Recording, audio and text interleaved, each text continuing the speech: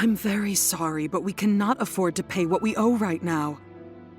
My husband has gone missing, and I'm still trying to find him.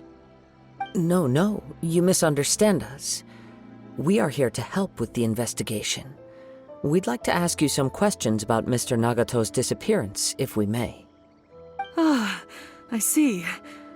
I thought the debt collectors had come to visit again. I'm sorry you have to see me in this dreadful state. Has some new information come out? Do you know where he's gone? I'm afraid we don't have any new information at the moment. We're still trying to find out as much as we can to inform our search. With this in mind, can we perhaps ask some questions about your family's current situation? For example, Paimon's struggling to understand why a collector would be strapped for Mora. That's a long story.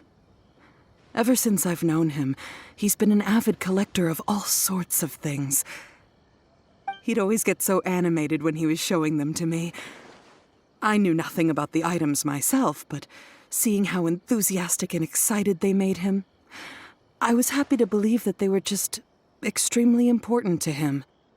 Everything was fine when we first got married, but as time went by, things changed for the worse. Uh-oh, what happened? He lost his sense of restraint. He started buying more and more things, and even resorted to borrowing money just so he could pay for them. Our expenses really spiraled out of control when he started getting interested in weapons. It was awful. There were days when he'd spend hours down at the warehouse, admiring his weapons even as debt collectors were descending upon our house. He wouldn't sell them, wouldn't even touch them. Just sat there staring at them like he was in a trance. I'm happy he has a hobby, and I'm willing to support him, but making ends meet has to come first. I've tried talking to him about it so many times, but he never listens. On the last day that I saw him, I gave him an ultimatum. I said, if he refused to sell his collectibles and pay off his debts, I would divorce him and take the children with me. Whoa! And that led to an argument. Actually, it didn't. Generally, he's a quiet man who likes to go with the flow. On most things, he leaves the decision-making to me. You must understand, I never would have dreamed of threatening him with divorce if the debts hadn't pushed our family to the brink. After I said those words, he froze and was silent for a long time. When he finally spoke, he awkwardly mumbled that he would pick out a few items to sell. His voice was so meek and pitiful that I felt an urge to take everything back. But then what? If I didn't draw the line, what would happen to our family? Had I not indulged his bad habits, we wouldn't have found ourselves in such a predicament. And I also don't know if he had actually come to his senses, or if he was simply angry with me. The next thing I heard was that our warehouse had caught fire, and both he and the buyer had gone missing. I see. I understand. Amin Omiyuya came to purchase a weapon from Mr. Nagato. During the sale, a fire broke out at the warehouse, and both men disappeared. At first, I assumed they must have gotten into an argument over the price. But my husband has never been one to negotiate. He never even haggles when he's out buying groceries, so it's hard to imagine him getting into a fierce argument. Maybe he was feeling the pressure from the debts? I don't know. He just disappeared after the warehouse burned down. Perhaps he's too afraid to come home now that all his collectibles have been lost in the fire, and he's got no way to pay off our debts. Even though I'm still a little mad at him, we're a family, and I want us to face our family's crisis together. As long as he's willing to turn over a new leaf, I know we can work things out. Please don't get upset. There could be more to this situation than meets the eye. If collecting things is a habit that Mr. Nagato had his whole life, it is quite unusual for this habit to change so drastically over a short period. But the information we gathered from the other side suggests Amenoma Yuya is also a mild-mannered man who would not be likely to start an argument. This situation is getting a little confusing. A little confusing? More like completely mystifying. Let's try a change of scenery and see if we can piece together what we've learned. Rest assured, we'll notify you if we find anything. Thank you so much. I just want him to come home.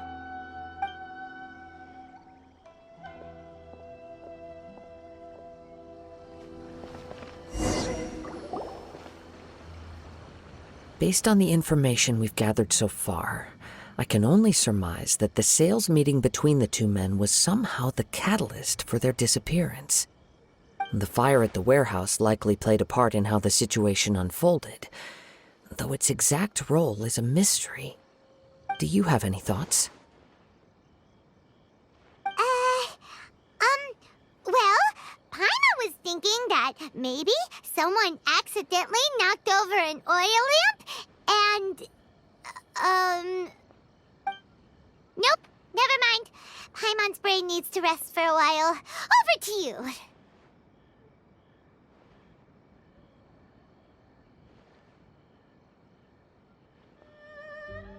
An interesting explanation.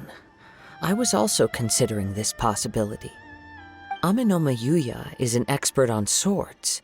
He could have noticed some problematic details about Mr. Nagato's collectibles. Maybe he recognized a blade as a fake, or a well-known stolen item. Either way, after arguing about it, the two men agreed to hide the truth of this matter. They thought a fire would destroy everything.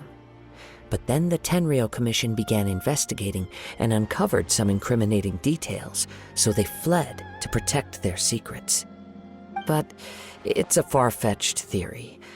I can't imagine how they would have been able to reach an agreement. One fact that I keep coming back to is that Amenoma Yuya is polite and well-mannered, while Mr. Nagato is introverted and passive.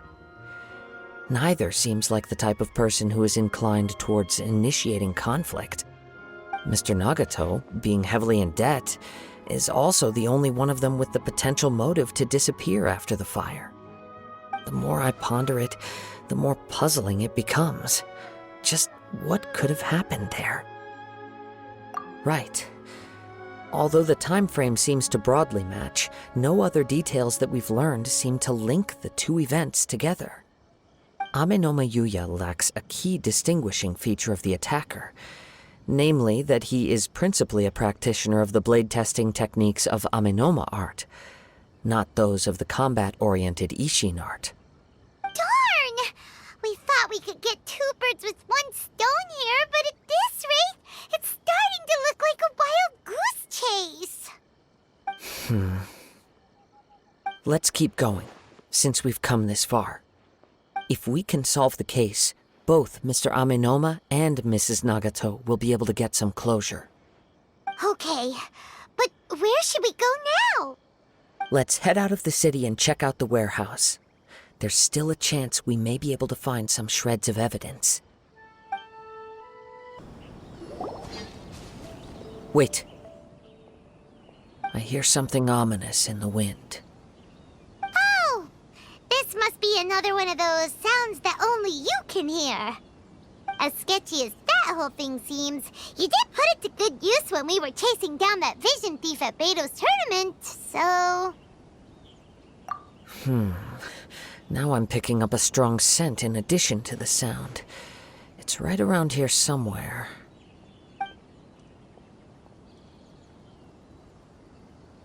But there's nothing here. It's gone now, but I can still sense the direction it left in. It felt very much like that ancient presence in Inazuma, the remnants of the Tatarigami. Indeed, but this unexpected spring of inauspicious energy may prove to be of benefit to our investigation. We should remain vigilant and approach slowly.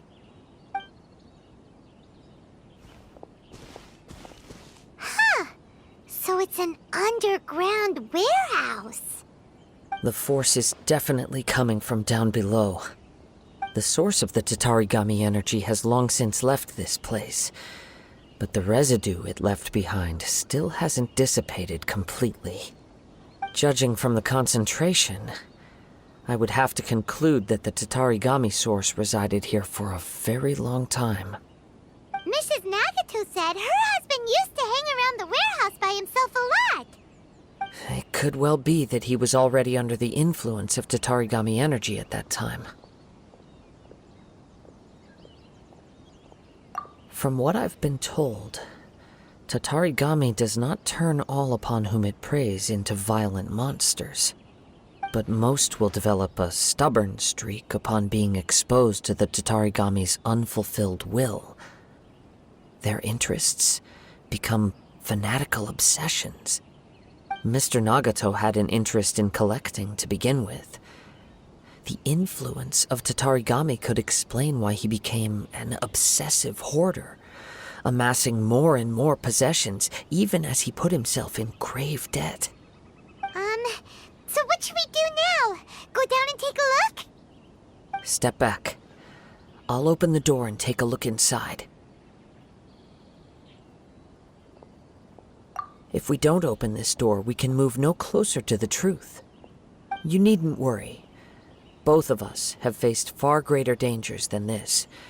Relatively speaking, the risk here is trivial.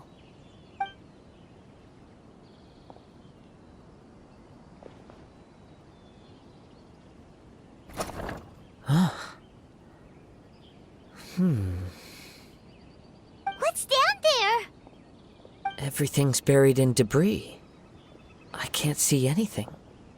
It looks like the fire caused a cave-in, reducing the entire warehouse to rubble.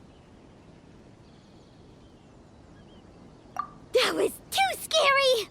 Paimon was so sure that the warehouse boogeyman was about to jump out at us! All we can do now is keep searching in the direction that the Tatarigami energy's source left this place. 2 ordinary humans, entangled with the Tatarigami. I fear much misfortune has already befallen them. Yes, let's go. If nothing else, it's vital that we find out where this Tatarigami energy is coming from. Quiet your mind and focus on what you sense around you. Perhaps you too will perceive its ominous presence in the wind. From this point, the trail appears to split into 2. The main source of the Tatarigami energy continued on into the distance, but a small portion remained here and seems to be dissipating slowly. Quite possibly. Let's search the area.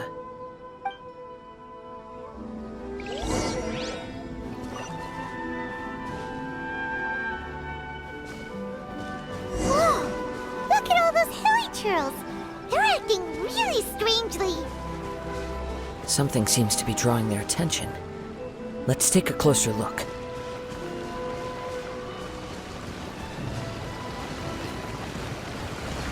Illusion shattered! Let's roll!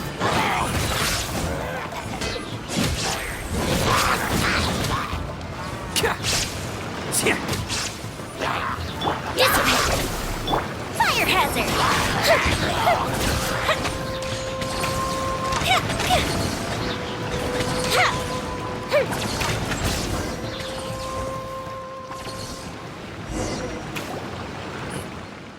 It's...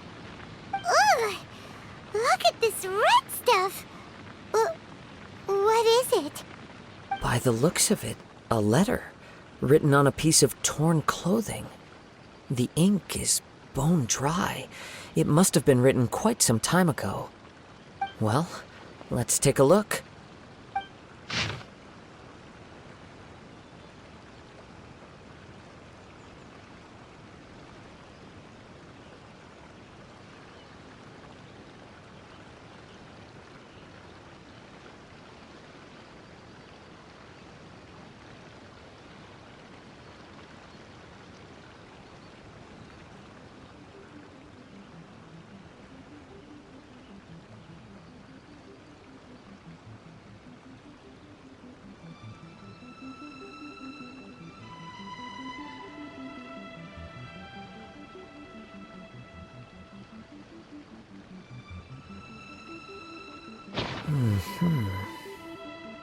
According to this letter, a conflict arose because Ame-no-ma Yuya wanted to seize a blade belonging to Mr. Nagato.